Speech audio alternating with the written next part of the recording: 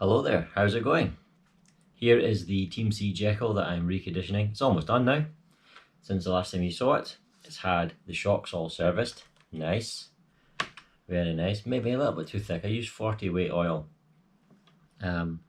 Lots of damping. Maybe slightly over damped. We'll see. We'll see how it handles. And I've obviously fitted the new wheels and tyres. You can see there. They're lovely. I've serviced the diff, serviced the gearbox, rebuilt the whole thing. You might remember, if you've seen the previous videos, this wishbone was sticking, and I thought it was the shock sticking. You would compress it and it would stay up like that. It wasn't the shock.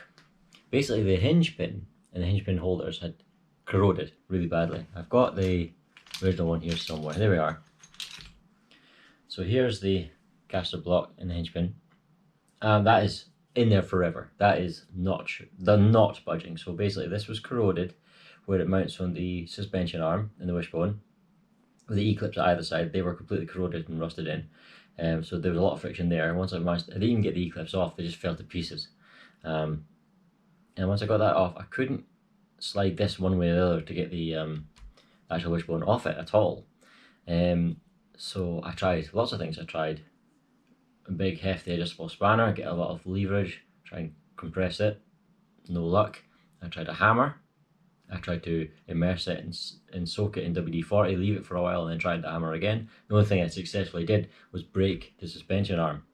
So the wishbone was broken, and this still won't move. This hasn't moved a millimeter, and I used a wee hammer, then I used a big hammer, and all I've managed to do is slightly bend the pin. It is not moving. I could try and use heat, pour boiling water on the plastic, try and expand it away from the metal, but I don't think that'll work either. If a hammer and WD-40 don't work, I don't think that's going to work. The point is, I don't need it now anyway.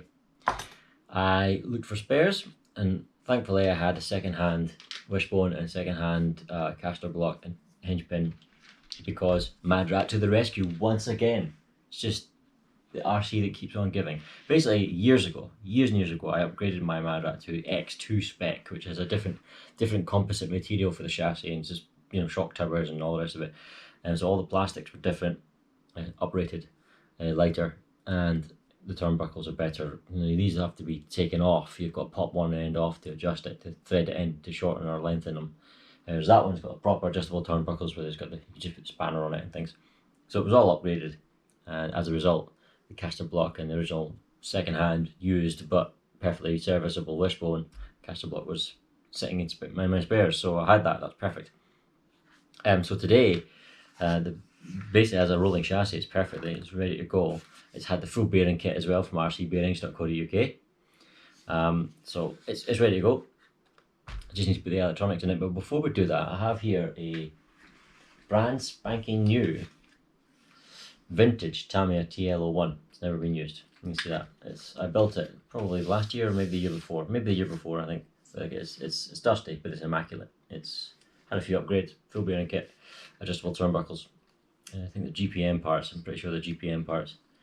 Sorry, I'm picking up some fluff there, but yeah. Upgraded shocks. You see that it's got proper adjustable oil-filled shocks. Adjustable collars on it. It's lovely.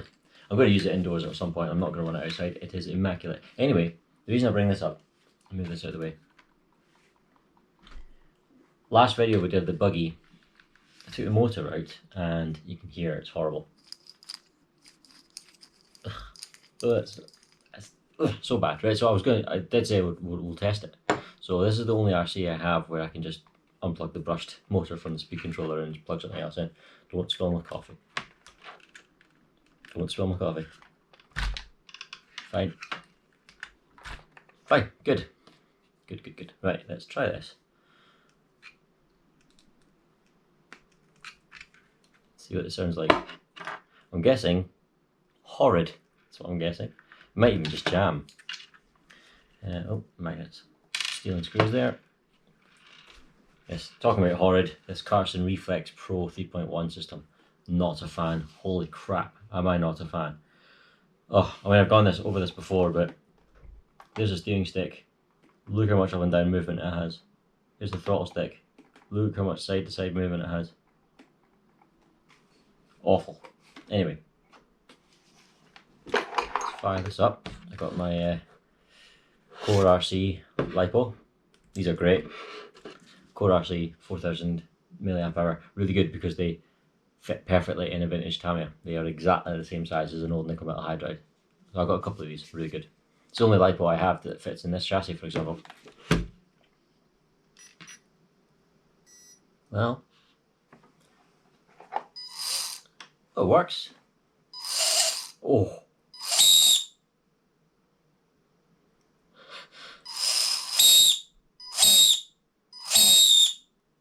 We're going to give it through full throttle. Here we go.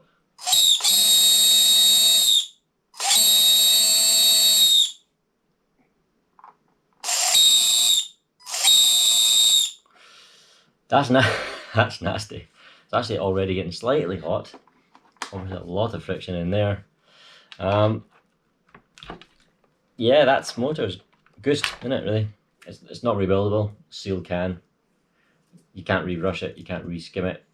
Yeah, it's hot at the bottom here, so I think maybe the bearing has collapsed inside the bottom here, something like that. Anyway, there we are. That's what the motor was sounding like. That's the motor that was in this buggy up until, well, very recently. Get this out of the way. Right, back to the buggy. So, we are fitting a brushless system to this buggy. I have the speed controller here, it's arrived. Where's my oversized scissors? I'm going to use my oversized scissors. What happened, right? Rachel had a pair of hairdressing scissors, which are really nice. They were really sharp. Smaller than that. Obviously, these are way oversized for what I need them for.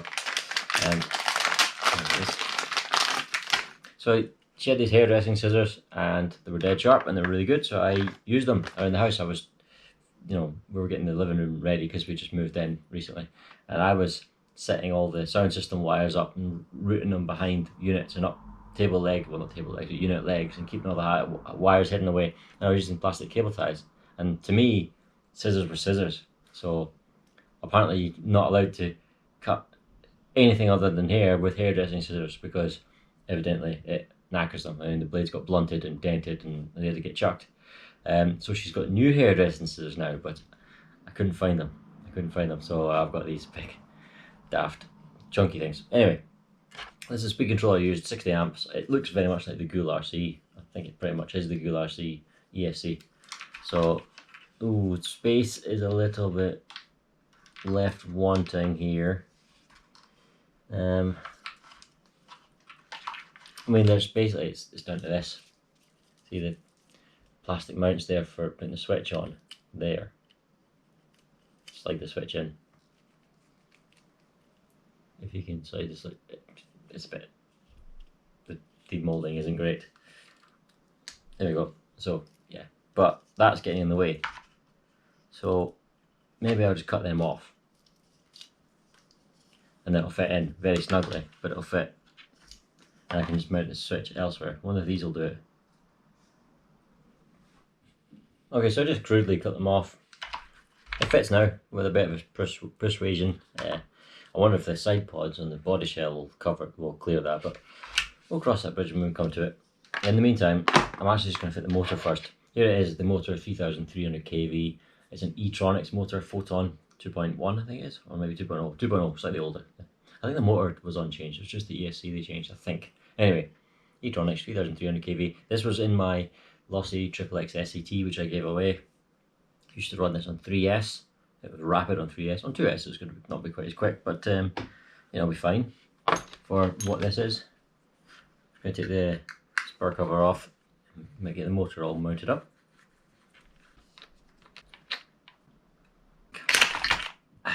Righto.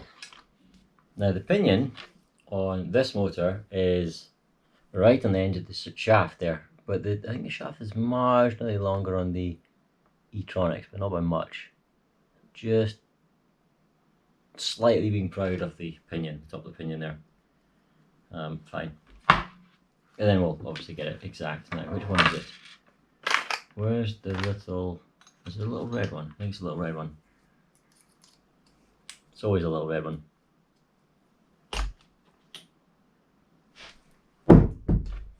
Guess where that's going?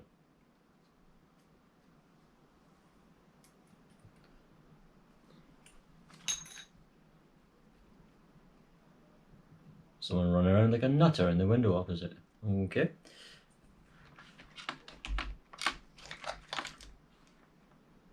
There we go, spot on. That lass is weird actually, to be honest. I was once working on the RC cars and I looked over and she was just staring at me. She had these 1970s style glasses, big massive things. She was just staring at me like that. Bit weird. Anyway, there we are.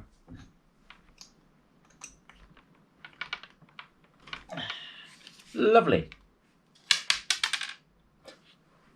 Spot on. Here we are. Awesome. Right, put our gear back on. So much better. It sounds so much better than it used to. Perfect. Okay. Now we've got the motor in. Motor wires are really short. How long are they? Oh, the ESC ones are pretty good. They're pretty good. So we need to snake the ESC cables underneath the.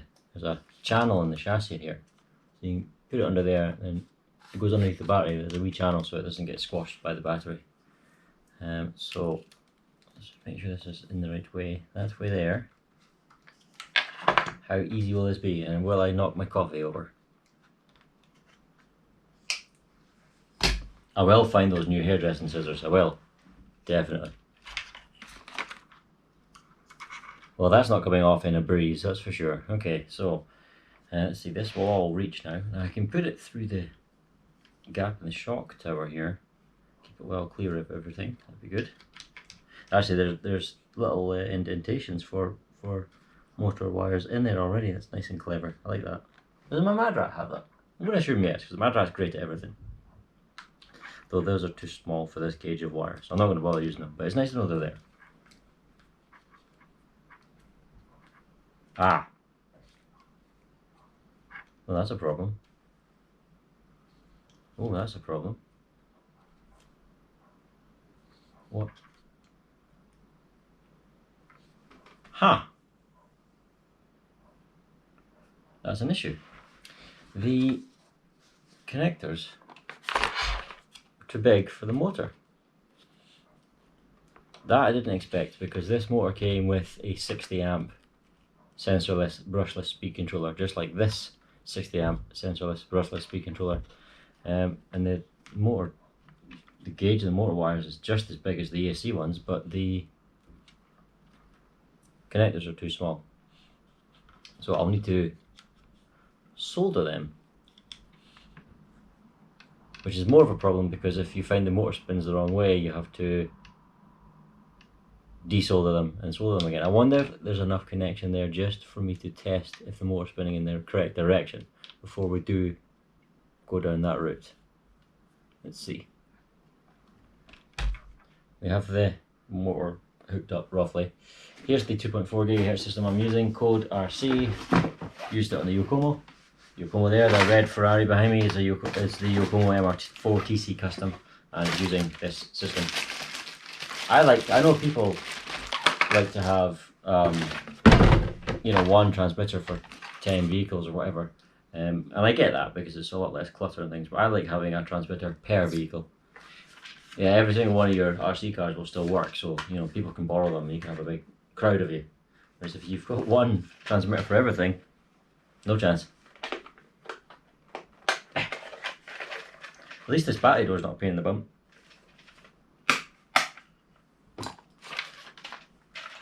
How many double A's? 4 double A's.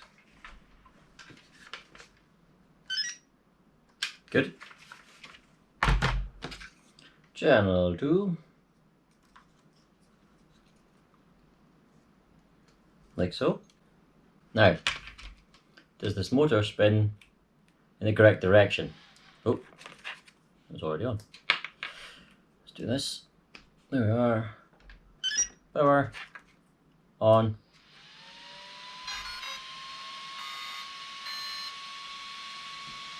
Right. No.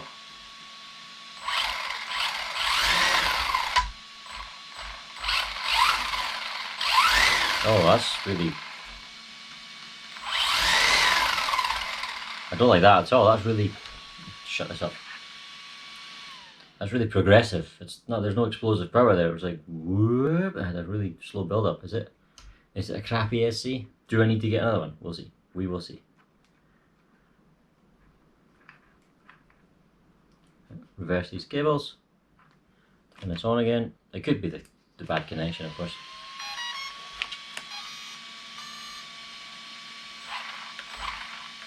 See that delay?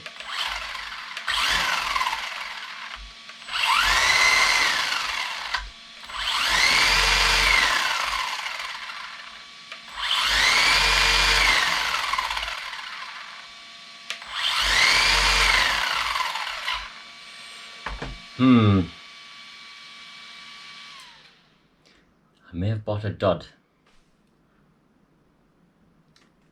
I don't know about that.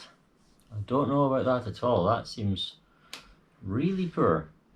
Really poor. It looks awfully like the Ghoul system though.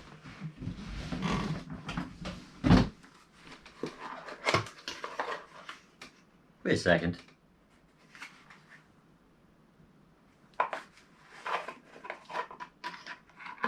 Here's a Ghoul RC ESC here. I mean, you can see it's very, very similar. Very similar. Slightly different fan shroud, but different coloured motor wires, as you can see. It's got the same heatsink, same casing, different switch. I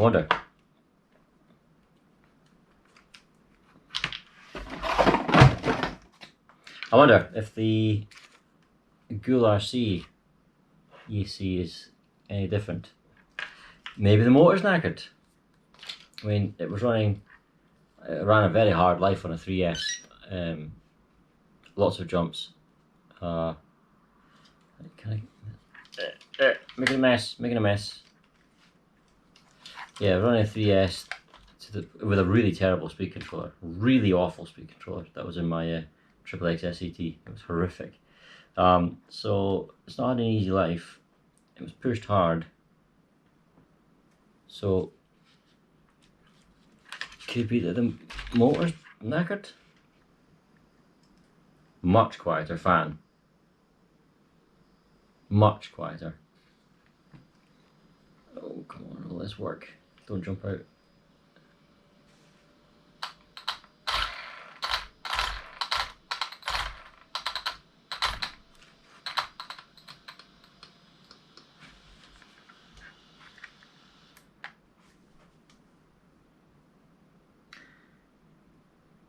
I think I've got a dodgy motor. Let's try.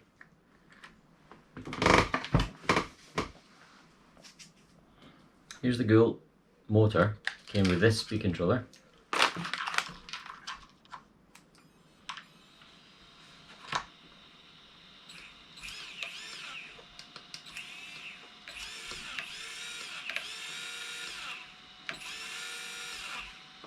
Fine.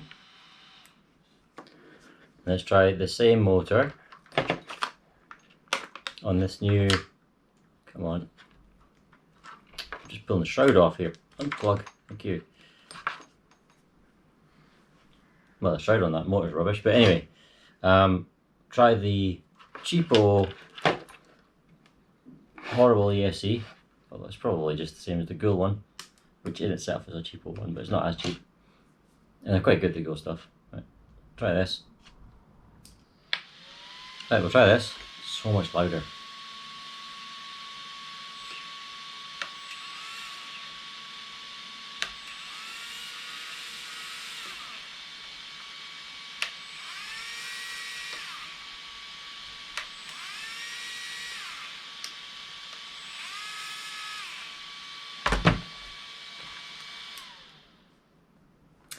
I guess that serves me right for cheaping out.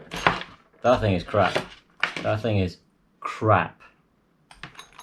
However, from the evidence, this motor is also crap because the Ghoul one picked up speed instantly with this, and I believe, was it not slow with this?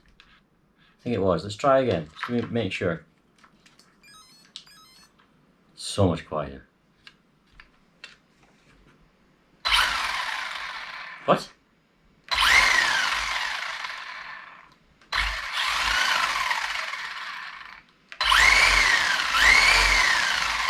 Must have been a poor connection on this push fit.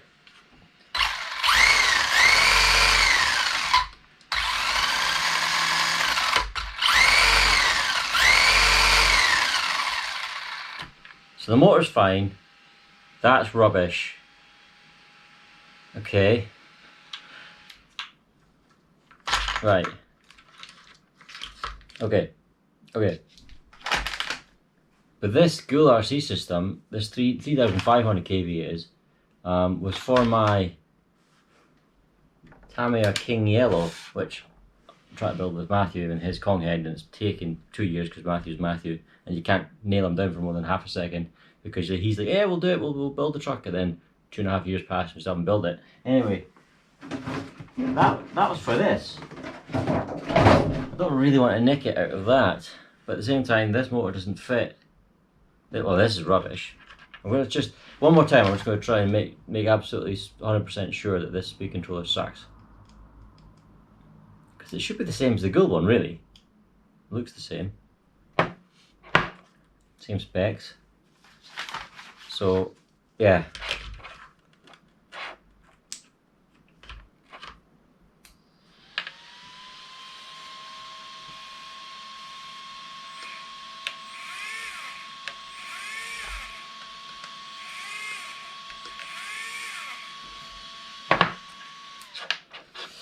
Well, there we are.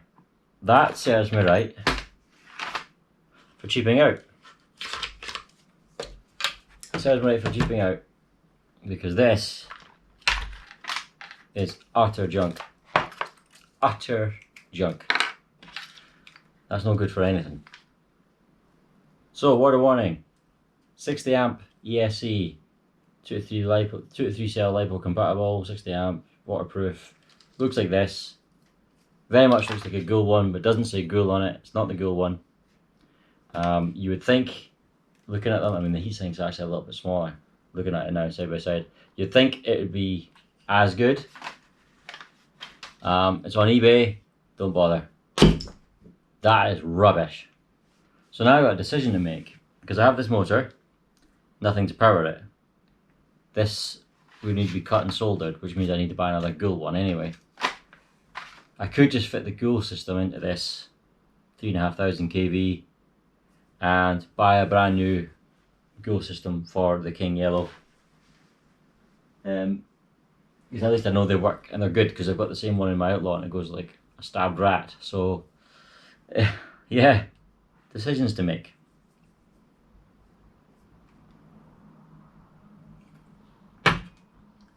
Right, yeah, that's what we'll do. I'm going to fit this to this with the Ghoul system, and then I'm going to get a new Ghoul system for the King Yellow, which means I can still get this buggy working today.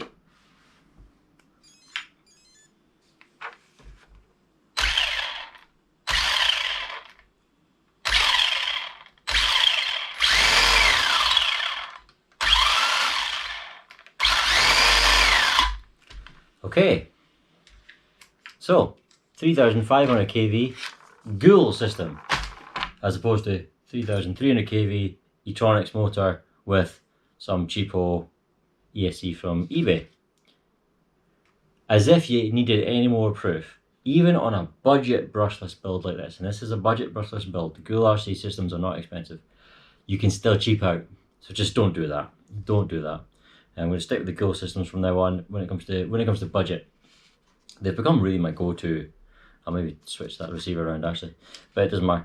They've become my go-to budget brand when it comes to this sort of thing, to be honest, because I've got the 3,500 Ghoul system in my Outlaw. I've had that for years.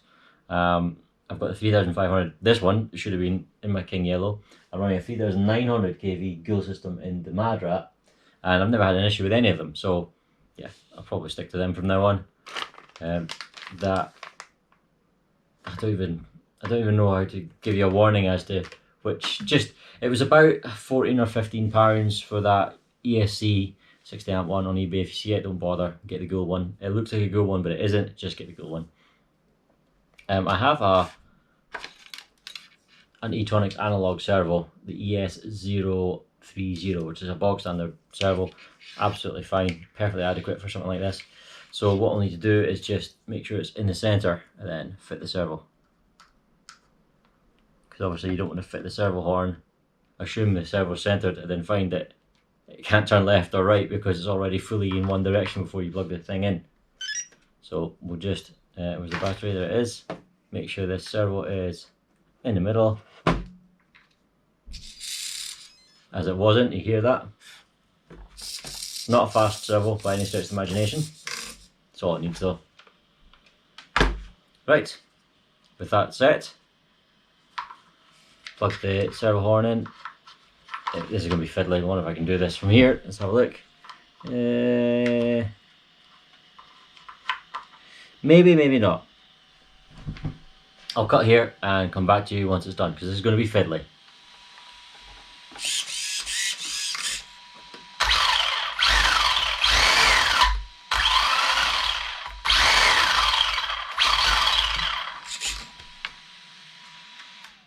Okay, well,